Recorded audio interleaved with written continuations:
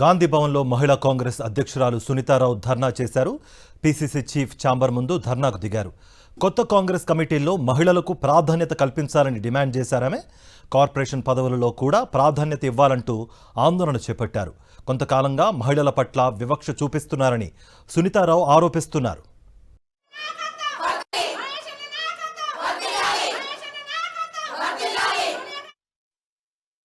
ఇయ్యొద్దు అనేది రేవంత్ అన్న అన్నాడు.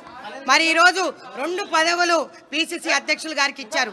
ఒకటి పీసీసీ అధ్యక్షుడు, ఇంకొకటి ఎమ్మెల్సీ. మేము సంతోషపడ్డాం. ఒక బీసీ నాయకుడు వచ్చినాడు, మా చెల్లెళ్ళందరూ గుండెల్లో వెలుగులు నింపుతారని, వెలుతురు నింపుతారని అనుకున్నా.